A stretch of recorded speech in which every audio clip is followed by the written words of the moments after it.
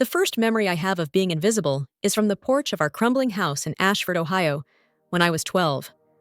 The rain poured down in sheets, and I remember standing there, soaked to the bone, while my sister Victoria peeked through the window, smiling like the world had just granted her another victory.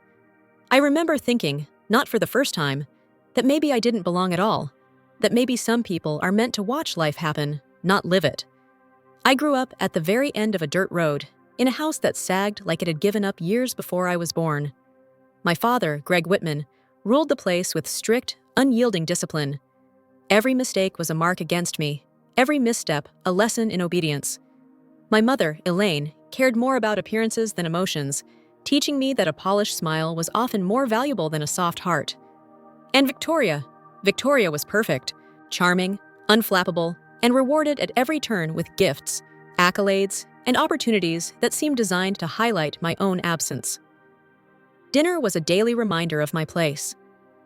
While Victoria sat in a proper chair, elegantly poised, I was given a folding seat pushed to the edge of the table, a silent statement of my invisibility.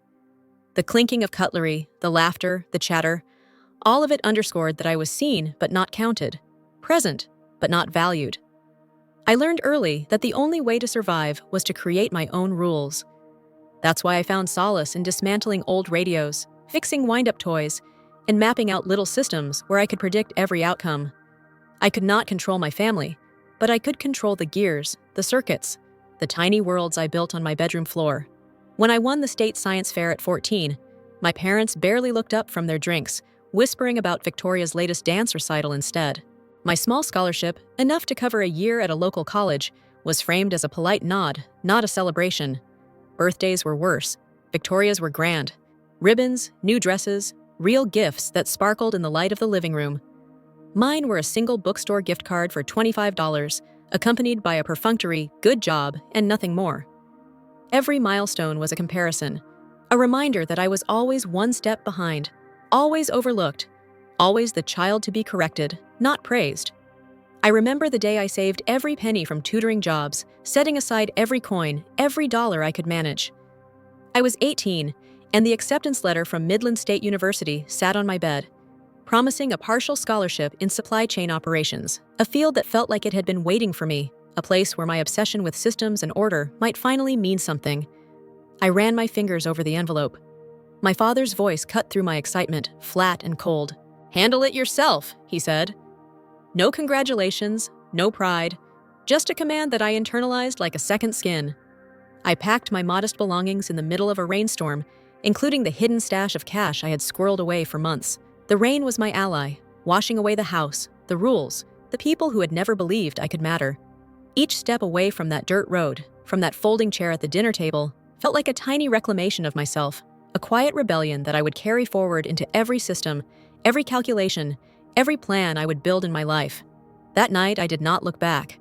The house disappeared behind the curtain of rain, the dirt road a fading line under the stormy sky. I was leaving more than a home.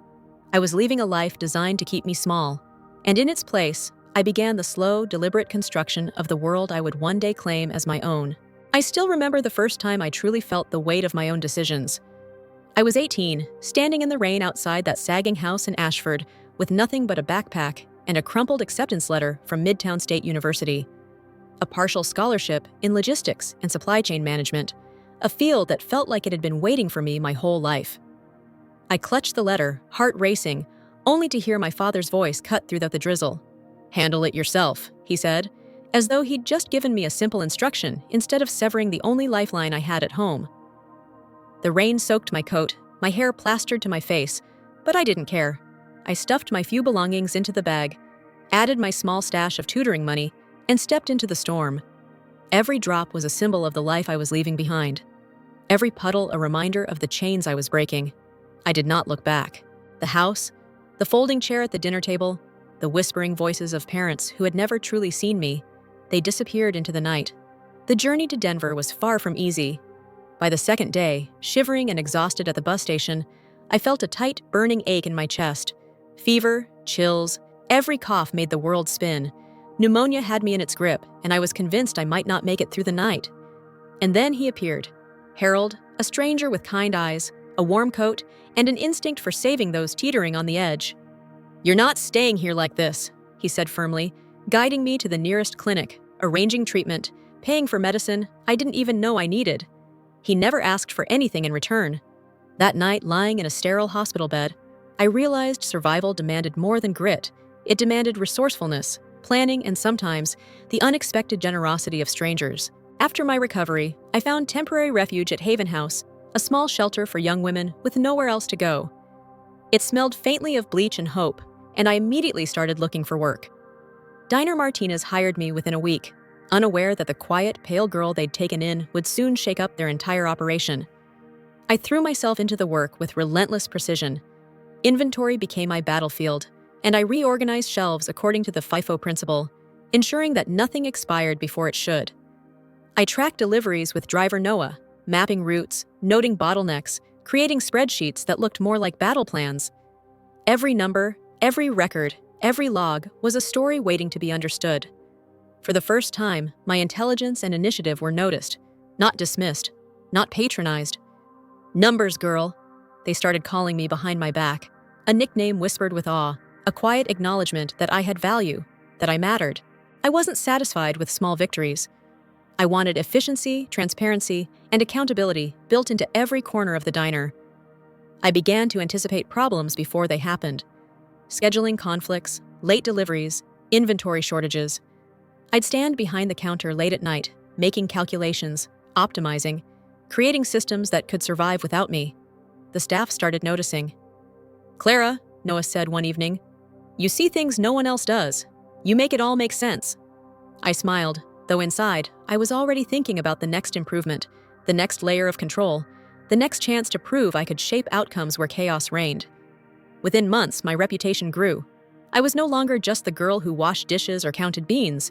I was the analyst, the strategist, the one who made the diner hum like a well-oiled machine. The raise was small, but it symbolized something far greater. Recognition without pity, validation without condescension.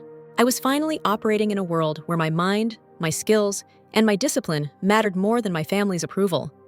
That first winter in Denver, I realized that independence was not just leaving a house. It was creating a world where I was necessary, where my abilities dictated my path. Every spreadsheet, every optimized route, every satisfied customer was a brick in the foundation I was building for myself. And somewhere deep in that structure, I knew I was preparing for something far bigger than any diner, any city, any storm. I was preparing for the world. By the time I joined Waypoint Logistics, I had built more than just skills. I had built an instinct for systems. Every spreadsheet, every route, every inventory check was a puzzle I could solve with logic, observation, and empathy. I optimized delivery schedules, mapped out bottlenecks, and implemented protocols that balanced efficiency with fairness. For the first time, my work mattered not just to me, but to an entire organization. Employees noticed, managers trusted my decisions. I had become more than a survivor. I was a strategist. Yet, no success could erase the echoes of the past. In my office at RiseWorks Consulting, the $20 bill from my mother and the hospital bracelet reading "Address Unknown" hung framed on the wall. They weren't reminders of anger or regret. They were my compass, my markers of survival, independence, and the foundation I had built from nothing. Every day, I stared at them and reminded myself why structure, fairness, and discipline mattered. Those objects kept me grounded when life threatened to blur into chaos. It was a Friday morning when Victoria walked through the door. She was polished, poised, and effortless. The golden child I had once watched smirk as I walked into the rain. Her tailored suit exuded confidence, her smile a practice shield. But my office wasn't the old family home. It wasn't a stage for her perfection. It was a controlled system, my system, and she was stepping into it.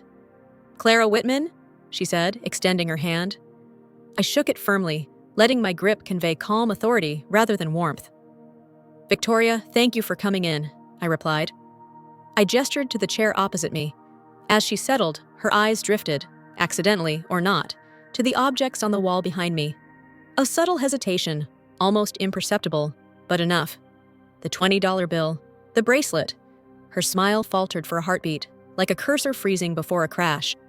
Maya, my assistant, gave her standard introduction. "Clara will guide you through the interview. Please let me know if you need anything." She left, leaving us alone, the hum of the office distant and muted. I opened the folder with Victoria's resume and started the questions, not with pleasantries, but with scenarios that required understanding, not just reciting knowledge. Tell me about a time you identified an inefficiency and implemented a system to correct it, I began. Victoria launched into her answer with the practiced ease I had seen countless times in the corporate world. She described initiatives, dashboards, and schedules, but every word sounded rehearsed, disconnected from the chaos of actual implementation. She knew the what, but not the why. I didn't take notes. Her confidence alone told me the truth. I paused and leaned forward. Suppose the system itself had failed, and there was no manager to report to. What would you do first? The question wasn't in any standard interview guide. It wasn't something she could memorize. Her face tightened. I would escalate it, document it, try to convince the team. Her words faltered under the weight of abstract responsibility. Then her gaze fell on the bracelet, on the crumpled $20 bill. Recognition hit her like a physical blow. You, she whispered. Her voice cracked. Clara, it's you. The golden child, the one I had once seen smirk at my struggle, was finally confronted with the girl I had been, the one who had survived the rain, the hospitals, the indifference. I remained silent, professional, letting her shock settle into the system. We continued the interview with rigor. Her technical answers were precise but lacked depth. She stumbled on scenarios requiring real-world judgment and empathy, the very skills I had honed through survival, observation, and meticulous planning.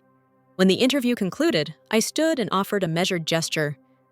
Victoria, you are not ready for the senior operations role. However, we will offer you a 60-day probationary position as a junior analyst under Marin.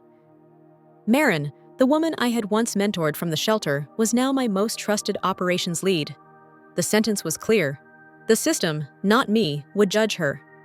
Victoria left my office shaken, humbled beyond recognition, stepping into the environment she had never experienced, one where results, not privilege, dictated opportunity. The system had reset the hierarchy. The golden child was now the trainee, and the girl who had survived everything stood in the command seat. Victoria walked into the bullpen that first Monday morning, her tailored suit replaced by a borrowed polo and practical slacks. Her confidence was still there, but the tightness in her jaw and the subtle tremor in her hands betrayed her. She had seen the bracelet and the crumpled $20 bill. For the first time, she understood that the girl she had once dismissed, the one she had smirked at in the rain, was now the one running the show. Marin met her at the entrance. Welcome to your probationary project. Maple Mart's routes are a mess. Your job is to reduce delivery delays by at least 10% over the next 60 days. You report to me directly. Questions? Her voice was flat, uncompromising. Victoria nodded, swallowing her pride, and followed her to the office space where spreadsheets, logs, and route maps sprawled across every surface. The first week was a brutal awakening.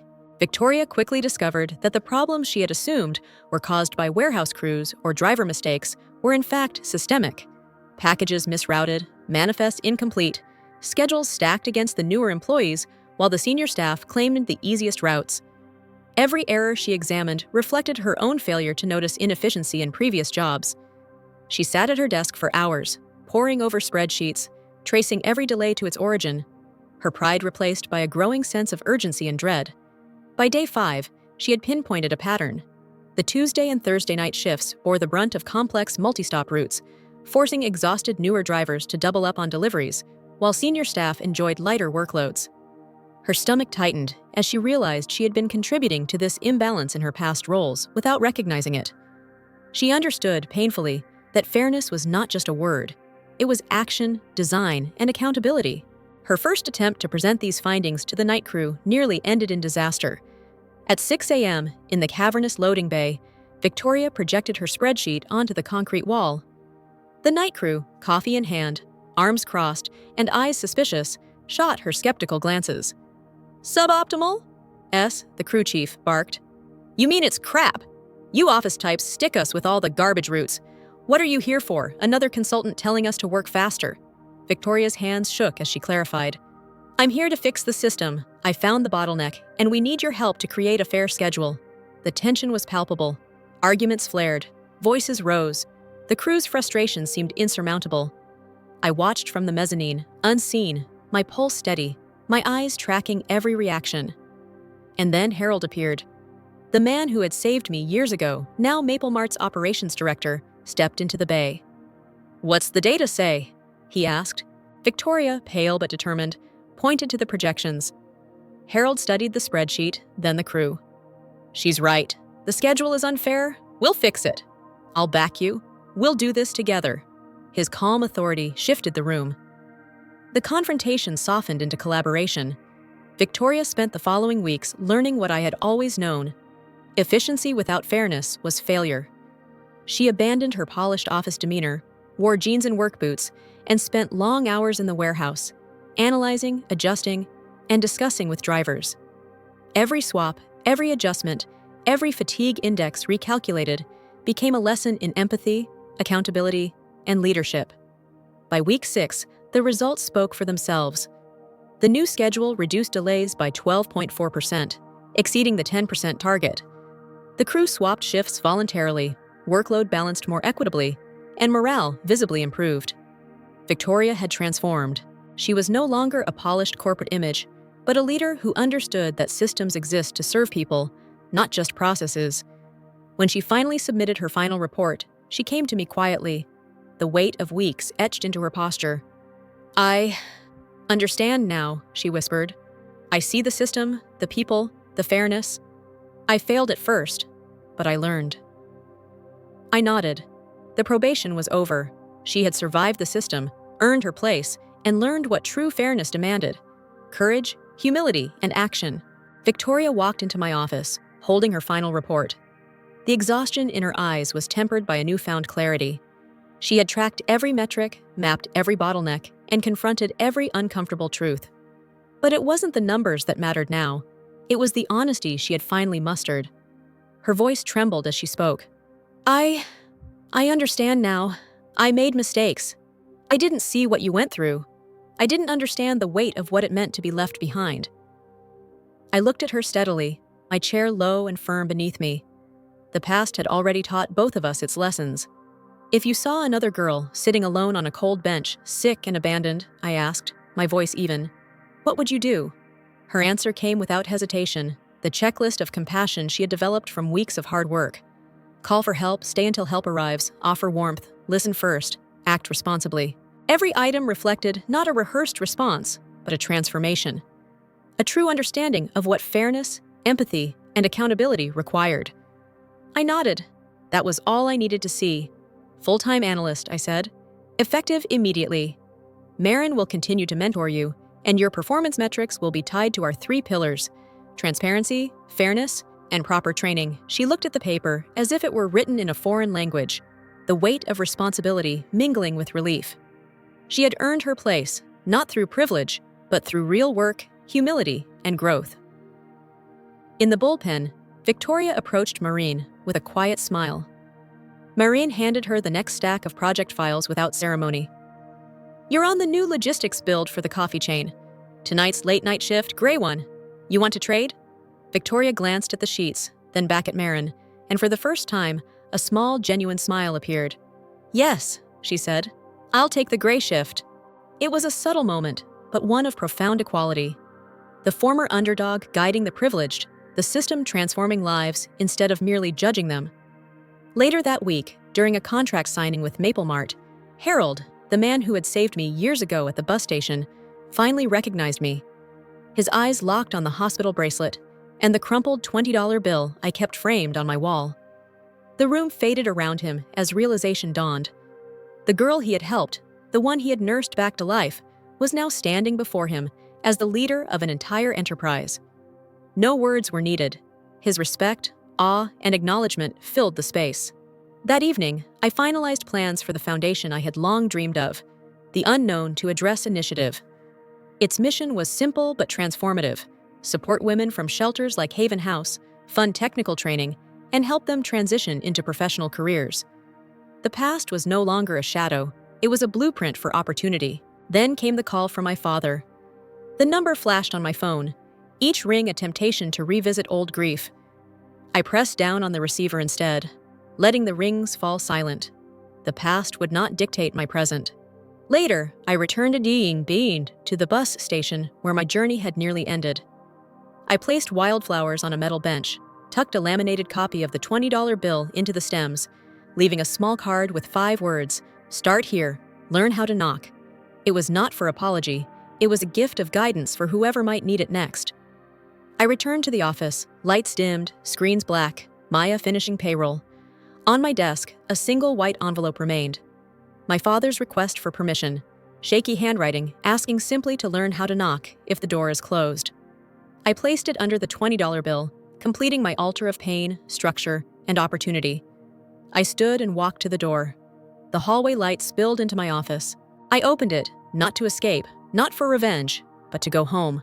The world I had built, a world of fairness, dignity, and second chances, waited for me.